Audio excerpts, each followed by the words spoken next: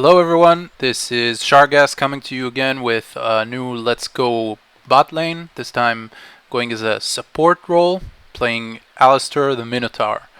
So I'm sorry for just having a bit of a break since I've made my last commentary, but one way or another let's just jump into it and I'll start explaining a little bit of the basics when it comes to support and about Alistar in particular. So first off, talking about my masteries and my runes. So my masteries are 9 in defense and 21 on utility to give me all of that movement speed for support, just if I need to run or catch up on initiation, whatever it is, and points in defense to have a little bit of HP and a little bit of resistances. My runes are actually 3 gold per second quintuses, full flat armor red, flat armor yellow, and magic per level blues. Basically means that, you know, reason I'm taking this this type of runes are because, you know, Alistar is a heavy tank kind of when it comes to initiation, when it comes to team fighting, and he needs to get up close and personal whenever he engages on an enemy, whether it's just a singular enemy or just a full team of people. So he needs to have, at least in the early levels, as much as he can, a lot of that resistances. And just a moment, I'm gonna fix up here just the order of the players in the window. Yeah, okay. Anyways, so yeah, as I was saying, so yeah, he needs all that armor and magic resist that he can get in lane, especially all that flat armor is gonna help him out because, you know, he's going up against an ADC in most cases, and some supports that actually come with the ADC on the bot lane actually use attack damage marks as well, so they do some extra attack damage. For that matter, when I play Thresh, which we're up against right now, I actually use attack damage marks, but never mind. Anyway, there's a very kind of simple itemization when it comes to supporting, at least in Season 3, which has been really good on supports in general, because you have the Sight Stone, which I suppose most people know, but anyways, it's an item that gives you HP and it gives you just this amount of okay, we go on a little trade here, a little bit of ward wars, but anyways, it goes kind of in our favor, I'd say. And yeah, anyway, so one thing that is extremely important when it comes to bot lane, which is important to say, is you always gotta have wards for everything, like every bush. You're gonna see this actually in the gameplay right here, that part of our problem in this lane, but I kind of like, I caught up on it, that they use this pink ward right here that you can see in our bush, and every time they bring Skarner for a lane gank like this, and I don't care, because like I'm the support, so if I die it's fair trade as far as I'm concerned, because it's better than killing the ADC, because at least he has the time to catch up on farm, and I don't need the farm. I just get gold per level, so not per level, sorry, but gold per per second. So here we get ganked already for the first time, and I die. So I kind of realized that this is what's going to happen in this scenario because of the pink ward. Thing is that they also were very, like, hard for me to say. It's just they continued warding pink wards in that bush, so it was kind of obvious that they are very heavy upon ganking the bot lane and just trying to shut it down as hard as they can. But anyways, as the game progresses, you see that I actually bring wards, I counter ward, which is a very important thing as support, because you want to have all the vision that you can get when you play bot, and you want to have more vision than your enemy. And despite the fact that, you know, you see that they're actually sharing experience and they're staying and sticking for so long, it kind of works for them, because well, yeah, as you can see, because they get to gank us a lot and we lose a lot of farm and HP, and I had to save Vayne, and because of that I kind of died. So doesn't matter. Like I said, it's a fair trade as far as I'm concerned. Rammus is coming in for a gank right now, but I don't remember if he's actually successful in any form of way. I guess he's not, because he had to back away. In any case, going a 2v3 is a bad idea, so I don't think you need to be a genius to tell you guys that. But one way or another, what I was saying, warding and vision is extremely important. And if I'm not mistaken, I bought a pink ward right now, which I'm taking with me back into lane, and I'm gonna ward this bush so I know exactly when they're coming. And a lot of people would actually say, why do you need to ward these bushes? You know, the bottom bush in here and the bottom bush in here. It's important because you want to control the bush. If you control the bush, then you have the chance to make surprise initiations on the enemy ADC, and you can get the upper hand, because if you have the surprise factor, then it's easier for you to make a very fair enough trade. And you need to ward these bushes. It's very goes without saying, because you want to see the jungler whenever he comes. And so far they've been really in love with this lane, at least Skarner and the rest of them. And Thresh has brought another pink for himself.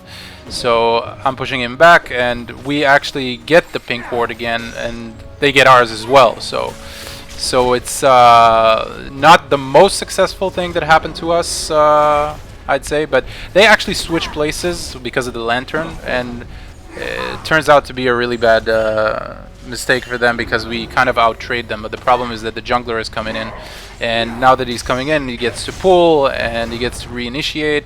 And but thing is that we saw him earlier this time, so it worked in our favor, because we actually got the chance to re-engage, and I could CC and save my ADC in time. And now Vayne gets fed, she gets more kills, mid is coming over, and all of a sudden, as you can see, we're back in the game. It's all about communication, and it's all about seeing in the vision what is coming to you, knowing how to counter it, when to jump in. You gotta take calculated risks every once in a while, but in general, you really don't want to take any unnecessary risks when you know that like not jump into situations where you can easily die, or whatever you want to call it. I don't know. It's hard to explain. I suppose that you understand what I'm trying to say. I want to talk about a key position of warding for a moment as support, while we're going back now. This tribush here, I'm not really doing that in this commentary, but it's important whenever you play to support to try and secure this tribush. Also for your support, to come over and clear, not support, sorry, also for yourself to come and clear the wards in that tribush, so that your jungler can actually come and gank from there. Because a lot of times if you're gonna lose the lane, it's gonna accidentally backwarded, sorry, because a lot of times if you're gonna lose your lane, like we did for the most part of this game, then you're gonna get pushed. And if you're gonna get pushed, you want to be able to have your jungler to come over and gank, just like he did right now. He didn't come from the tribush, it's true, but we managed to flank on Thresh, and because he got flanked, basically this is our kill, and it's more money for us. So yeah, we had a little bit of a rough start, but as you can see, this is all there is to it. I brought another pink ward, because I saw that he pinked this, the bottom bush of ours. I actually catch him out of position, and I headbutt him into the wall, and I use my pulverize to stun him up in the air. So it's all about zoning. Whenever you're, at least when you're 2v1, and just in general, if you're a support, if you're playing a support that is better in trading, and right now, again, he just got out of position. I got to headbutt into the wall again, and we're basically we've just surrounded him. And this was also possible, you know, why? Because of the ward.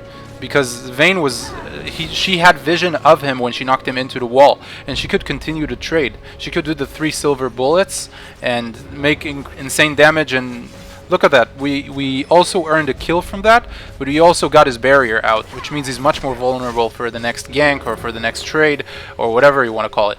So there's that. And I mean, it's hard to emphasize anymore what you have to do as support. You know, it's vision, vision, vision. After you finish the laning phase, you gotta make vision in the entire map. In the Baron, right now I got the pink again into our bush. They can't use that lane gank with Skarner anymore. And so let's talk about the items for a moment. I mean, it's pretty standard whenever you get to play support that you rush into a Philosopher's Stone like I just did right now. It gives you 5 gold per 10 seconds. It gets you a very fair amount of gold generation because you're not taking any farm and you want to stay in the game. You want to be able to help out. You want to be able to spam your abilities, so it gives you a lot of, well, a pretty fair amount of health regeneration and mana regeneration. After that, you really want to rush for Sightstone, which is whatever I'm doing right now, because trades get harder, and because they get harder and they get more AD and more just damage in general, it's going to be hard for you to survive whatever it is that you're going to try and do. This was a bad trade for us, obviously, and the mid lane has actually marked that he's coming in, so I actually lured them into the tri-bush because they didn't have the vision of it, and now we got Thresh backwards. I get to headbutt him, and mid lane gets it. So again, I know it feels like I'm repeating myself, but communication is such key. I was duo with mid lane, but regardless of being duo with him, I wasn't even on Skype with him. He only needed to ping me in order to let me know what he wanted to do, and he's already 10 kills in one. You know, he can one-shot whoever he wants, and even Skarner, who came to just try and defend, couldn't do anything against him because of the amount of CC and the amount of nuke that he has. So whenever you got the chance to make a quick turnaround and basically just surprise the enemy when you can, so you better do it. And that's exactly what we did right here. I was like almost surely dead if it wasn't for mid lane coming in. So yeah. So right now I actually got the Sightstone, at least the first version of it, which has a little less HP and a little less of wards available. And Skarner is waiting in on the sidelines here. I did the combo of WQ and saw that Skarner is coming in, so I used my ulti. They don't do a lot of damage because the ulti reduces a lot of percentage of damage with just when it's active. You receive a really ridiculous amount of damage reduction, and they were so caught up with trying to kill me and get my kill because I was so low that they didn't notice that everybody else is coming in. So I got back into the fray after I used a certain amount of heals on myself, because the E is self-heal and just AoE heal for anyone who's near Alistar. So after using it for quite a while, I just got back into it, and I used Headbutt, I used Pulverize, and just got a lot of CC on them. And now there's a chase between Rammus and Skarner, but the mid lane is coming in, used his one-shot, and basically the game is being snowballed into our favor. So laning phase is about to be over at this stage, and we don't really, this is really risky doing what we're doing right now. But usually you really, at least as a support, you really want to keep one pink ward in your inventory to ward this area of the Drake, because you want to make sure that they don't know that you're making the Drake. And yeah, so we took a risk there. It could have turned badly for us if they were coming, but they didn't. So we're just doing our thing. Right now we're much more ahead than our bot lane because we got more kills, we got more CC. They don't have a lot of vision over our lane because I bring the pinks, which I already did right now. I cleared again. We can even dive. I don't remember if we dive or not, but we can dive Graves if we want, because we're 2 and I got my ulti up, and there's not a lot that he can do in this situation, and he eventually gives up this turret. So yeah, that's just kind of what it is. So I finished up my Ruby Sightstone, which is the second upgrade. Usually I'd say that games kind of like end up and are about to get finished around this kind of point of the game, towards the 20-minute mark. Not always, but sometimes. And in that sense, the next item is usually very situational. And Yeah, and you don't usually get to complete the item after it. So basically, you can say that supports have like about 3 or 4 items max in game. Um, and next item usually, not for all supports, but for most of them, and it depends also on the composition of the enemy team. But usually I'd go for the Locket or Edges of the Legion, if you, whatever you want to call it. Kind of hard to like say anything serious about the kills in here because just Vagar is so fed that there's not much that there is to say. They just get caught up in CC and they get annihilated by a meteor strike or whatever it is. So usually anyway, next item should be Aegis of the Legion. On most cases, not all cases, but a lot of them, the enemy team have double AP comp, and for that comp it's important to have that extra amount of magic resistance that is being given to your teammates. And I'm already starting to work on it. I already bought the Emblem of Valor, and I bought the Null Magic Mantle, and I actually got an Oracle. It's important to note that Oracle is very useful, especially in the early stages of the game. This is hardly an early stage, don't get me wrong, but it is very important to use it and clear up. If you're really snowballing hard your lane on bot lane, you can definitely invest that 400 gold and use it for any kind of wards that is being put by the enemy support.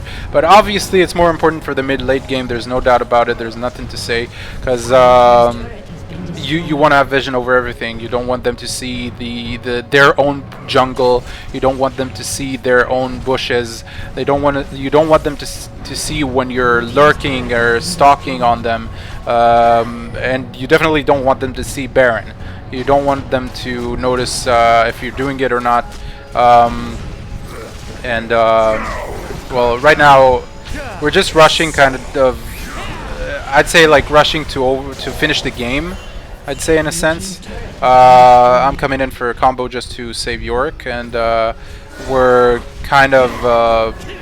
I don't remember if I'm pretty sure I'm dying at this point, but. We're outnumbered, and this is not a good situation for any of us, I'd say. And yeah, I die because I'm really in the heart of them, just trying to get them off all of my teammates. I think that they come out alive. Yorick not probably, I'd say, because he's just so low. Yeah, and he got CC'd, and he's dead. And now Vayne is running out, and she lives, so it's all good. But you see, this is what happens, actually, because we don't have vision now, and whenever you get like a skirmishes around the mid area of the map, you can just rush Dragon really quickly. It doesn't matter at this stage because we're steamrolling this so hard. We got so many kills, so much more money. We got like 10,000 gold more. But you know, it's things like this that can really easily swing the game back into your enemy's favor. So you gotta take notice at whatever is happening, and just I don't like. I'm really sticking into this point because it happens to me a lot in ranked that a certain lane would win really hard, and they would make a great impact on all the lanes, even because they're starting to roam, and they feel like they're gods because they're all like, oh, I'm winning so hard, and you know, this game is so totally in our pockets, we don't need to do anything, and that's just not true, because I think in those cases mostly the guy who was winning his lane actually got to, I don't know, like jump into 5 people and just die, and then the most key member of our team basically gets into a point where he can't make a difference in team fights, and then we're kind of fucked, and they start swinging the game back into their favor. It's not what is happening right here, but you can see that this is kind of a pattern and an effect that is going on, because that was a nice juke try, but didn't work in the end, but it's nice to see. Anyway, yeah, so you can see that we are being picked off one by one, slowly and surely, and this is why I've been held up on this point, because it's very important to just to emphasize. And for all of you guys to learn whenever you play. And right now we knew that Thresh was here because of the wards. I just got back up, and I finished my Aegis of the Legion. This is the version before Aegis was made into Locket, so I think I'm working on Runic Bulwark, but it's a little bit irrelevant over, you know, for that matter. It's still a very, very solid item. It's even better as Locket, for that matter, because I want to actually rewind this for a little bit. It's important your timing of skills also when you're playing support, at least when you know what you're playing. I didn't have to use headbutt or anything. I just walked up into Graves and used my pulverize so I can just headbutt him back into my teammates. Reason why I'm sticking into this as well is because too many people tend to just headbutt pulverizes whenever they can, just to close that gap and be able to chain that CC.